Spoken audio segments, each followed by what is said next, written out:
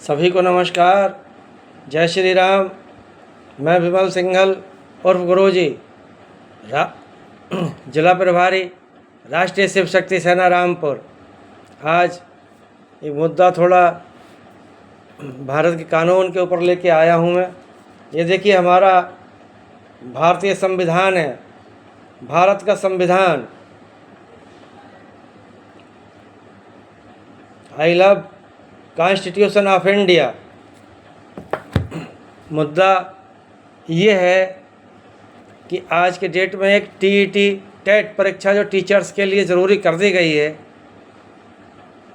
तो जब से ये टेट परीक्षा लागू हुई है तो उसमें ये कहा गया है कि जो पुराने टीचर हैं, जो 2-4 साल बाद रिटायरमेंट होने वाले हैं, उनको भी टेट परीक्षा पास करनी होगी। अब ज़रा ये विचार करिए, सोचिए कि टेट परीक्षा जब वो लोग भी पास करेंगे, आप 55 की उम्र के हो गए, कोई 50 की उम्र के हो गए, 52 की उम्र के हो गए, अपने बच्चों की ब्याह शादी किसी को करनी है, किसी को और चीज़ों से जूझ रहे हैं, तो वो उन चीज़ों को देखें या अपनी परीक्षा की तैयारी करें इस उम्र में। खैर, वो सरकार का और कोर्ट का मैटर है, उसमें हम ज़्यादा कुछ नहीं कह सकते।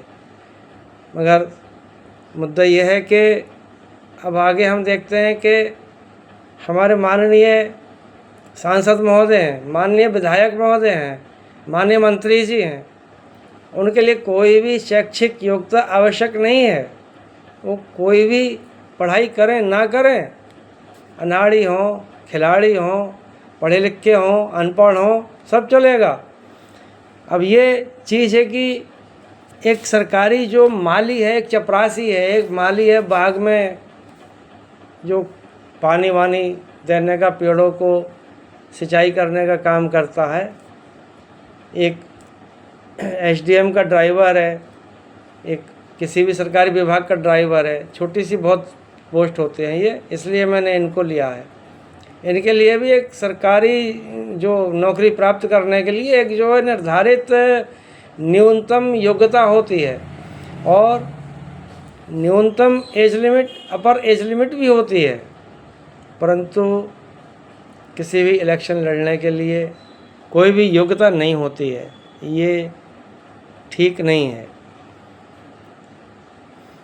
एक सफाई कर्मचारी है, सरकारी नौकरी प्राप्त करता है, उसकी तो न्यूनतम शैक्षिक योग्यता होती है, परंतु किसी भी माननीय की कोई भी न्यूनतम शैक्षिक योग्यता भारत में नहीं होती है। अब आते हैं हम नगर पालिका परिषद में जो ईओ होते हैं, एग्जीक्यूटिव ऑफिसर, वो एक मेन बॉडी होता है सरकारी बॉडी में। इसी तरीके से उसको जो है पढ़ना लिखना ज़रूरी है, कंपटीशन पास करके वो आएगा, बनेगा। परंतु उसी नगर पालिका के जो अध्यक्ष होते हैं या उस नगर निगम के जो मेयर होते हैं, वो अनपढ़ भी हो सकते हैं, 5वीं पास भी हो सकते हैं, उनकी कोई शैक्षिक योग्यता ज़रूरी नहीं है। तो मेरे कहने का मतलब सिर्फ यही है। ये मुद्दा मैंने इसलिए उठाया है कि ये जो है चेंज होना चाहिए, इसमें जो है बदलाव आना चाहिए।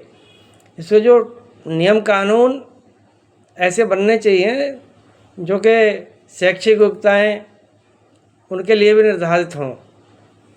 अब कोई डॉक्टर है तो एमबीबीएस पास होगा, जो अंग्रेज़ी दवाओं के डॉक्टर्स हैं। आयुर्वेद में बीए एमएस पास होगा, वो डॉक्टर कहलाएगा। मगर अभी जो इन डॉक्टरों के सबके ऊपर वो सीएमएस हैं या सीएमओ हैं जिले के, उन भी सबके ऊपर जो होते हैं वो कानून, ये जो स्वास्थ्य मंत्री होते हैं, तो स्वास्थ्य मंत्री अनपढ़ भी हो सकते हैं। उसको किसी प्रकार की किसी योग्यता की, किसी शैक्षिक योग्यता की ज़रूरत नहीं है, किसी भी एकेडमिक क्वालिफ़िकेशन की कोई ज़रूरत नहीं है इस देश के अंदर। तो भाई मेरा तो यही कहना है कि भाई देश की तरक्की करनी है और विधानसभा में और संसद में अच्छे लोगों को पहुंचाना है, तो देश के इस विधान को बदलना होगा। वरना तो ये तमाम गुंडे तमाम माफिया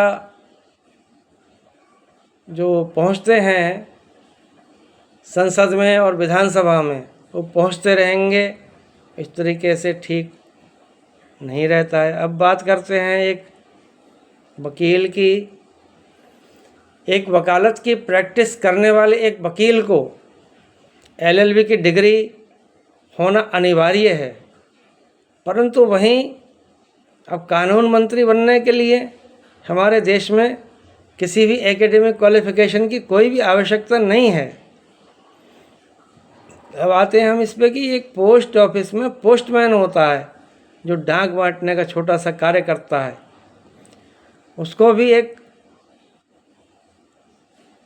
जो है योग्यता की ज़रूरत होती है। उसकी भी शैक्षिक योग्यता निर्धारित होती है कि इतनी शैक्षिक योग्यता और इतनी एज लिमिट होनी ज़रूरी है। इसमें मेरा फिर यही कहना है कि इस तरीके के विधान हिंदुस्तान में रहते हैं, रहेंगे तो तरक्की देश की और सुधार देश का नहीं हो पाएगा। हमें इस विधान को बदलना होगा। इसी तरह का विधान होने के कारण गुंडे माफिया तस्कर हमारी विधानसभा और लोकसभा में पहुंचते हैं और पहुंचते रहेंगे। इति